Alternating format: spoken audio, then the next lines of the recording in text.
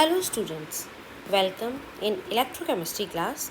Myself Dr. Kalpana Khandelwal. Today we will discuss electrochemical cells. Now what is electrochemical cells? First we will discuss in English, then we will discuss in Hindi. What is electrochemical cells? Device capable of either generating electrical energy from chemical reaction or facilitating chemical reactions through the introduction of electrical energy. Voltaic cells produces electrical current. Spontaneous chemical reaction example is battery. Electrolytic cells consume electric current. ये voltaic cells produce electric current, electrolytic cells consume electric current. Non-spontaneous and require electricity or battery. Example, electrolysis, electroplating. Now, what are the parts of voltaic cells? Anode, the electrode where oxidation occurs. After a period of time, the anode may appear to become smaller as it falls into solutions. Cathode, the electrode where reduction occurs. After a period of time, it may appear larger due to ions from solution plating onto it. Students, remember, anode becomes smaller, cathode becomes larger. Salt bridge, a device used to maintain electrical neutrality in a voltaic cell. This may be filled with a salt solution. Electrode flow, always from anode to cathode. Ion flow, always through the salt bridge. Student, remember, electrode from anode to cathode and ion flow from through the salt bridge. This is the diagram. This is the salt bridge. Movement of this. This is zinc anode, copper cathode, reaction zinc converting into Zn+2 and 2 electrons.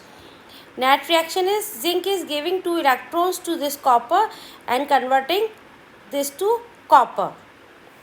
Anode reaction, cathode reaction.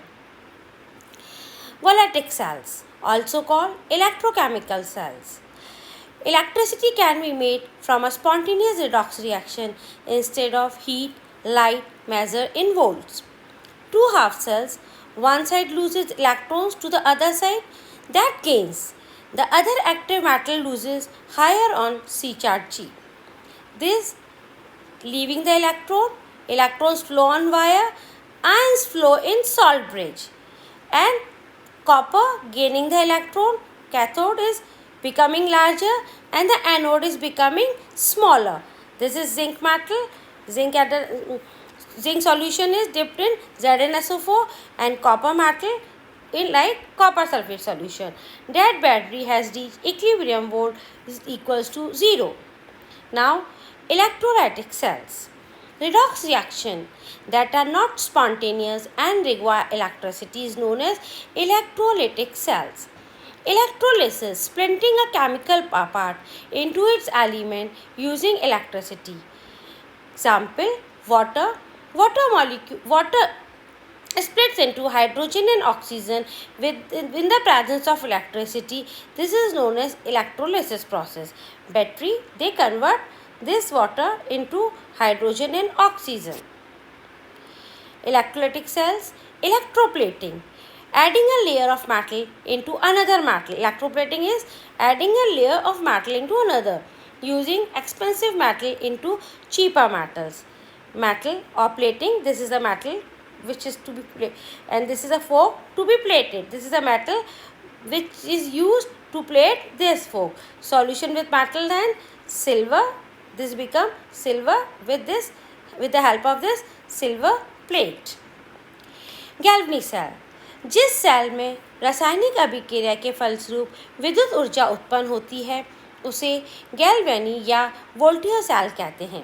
Galvanic cell में रासायनिक ऊर्जा का विद्युत ऊर्जा में परिवर्तन होता है. इस सेल के दोनों इलेक्ट्रोडों को किसी धातु के तार द्वारा जोड़ने पर एक इलेक्ट्रोड पर ऑक्सीकरण, दूसरे इलेक्ट्रोड पर अपचयन क्रिया होती है. इन क्रियाओं से विद्युत धारा उत्पन्न होती है. सेल के जिस इलेक्ट्रोड पर अपचयन होता है उसे कैथोड, धन ध्रुव तथा जिस इलेक्ट्रोड पर ऑक्सीकरण होता है उसे एनोड या ऋण ध्रुव कहते हैं। उदाहरणतः डैनियन सेल, शुक्र सेल आदि। नाउ गैल्वेनिक सेल लिखने की विधि। रासायनिक संकेतों, सूत्रों आदि की सहायता से गैल्वेनिक सेल लिखने की निम्नलिखित विधि है। किसी अर्ध सेल जैसे जिंक की छड़ एम सांद्रता के Zn+2 आयनों के विलयन में डूबी रहने पर निम्न प्रकार से प्रदर्शित की जाती है। Zn+2 and concentration is M।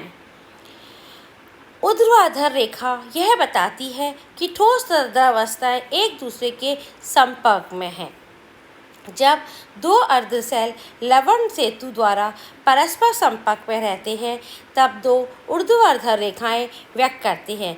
ये थी सिंगल रेखा जो कि द्रव और ठोस एक दूसरे में है। अभी आपको डायग्राम बताया था कि हमने उसी सॉल्यूशन में उसको डिप किया था। और ये डबल लाइन क्या बताती है कि ये सॉल्ट ब्रिज है, लवण सेतु है। एनोड अर्ध सेल बाईं ओर और कैथोड अर्ध सेल दाईं ओर लिखते हैं।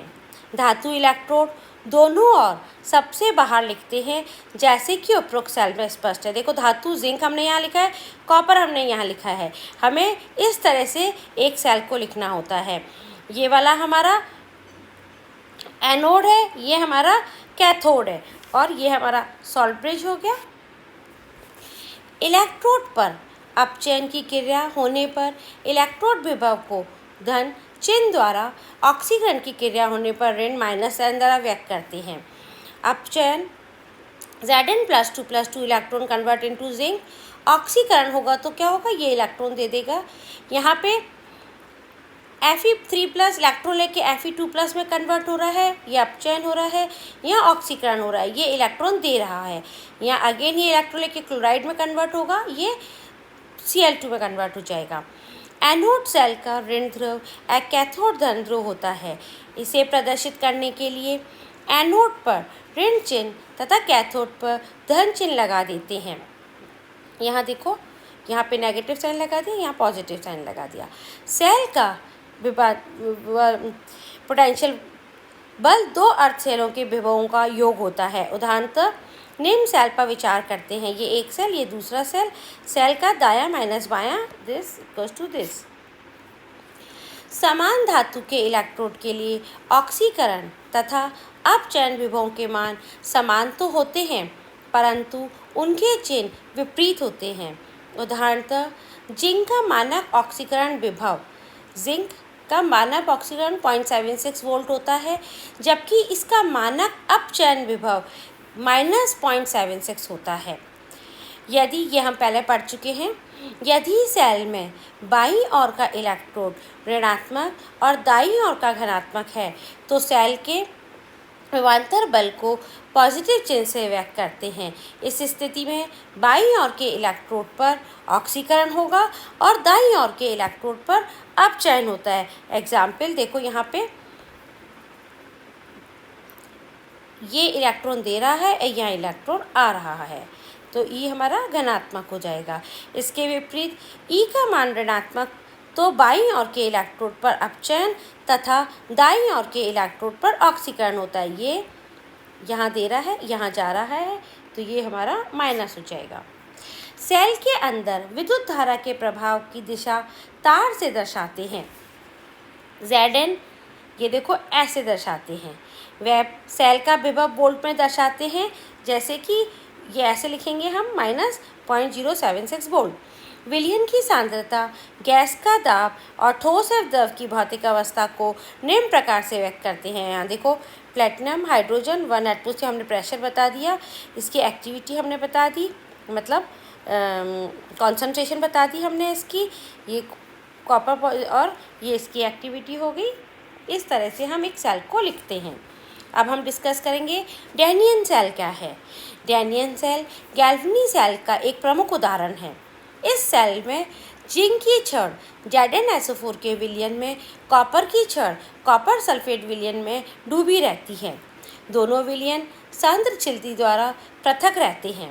इस सेल का एक अर्ध सेल ZnSO4 इलेक्ट्रोड और दूसरा अर्ध सेल कॉपर सल्फेट इलेक्ट्रोड है।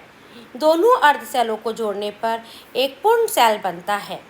किसी धातु के तार द्वारा दोनों इलेक्ट्रोड को जोड़ने पर बाह्य परिपथ में इलेक्ट्रॉनों का प्रभाव जिंक इलेक्ट्रोड से कॉपर इलेक्ट्रोड की ओर होता है।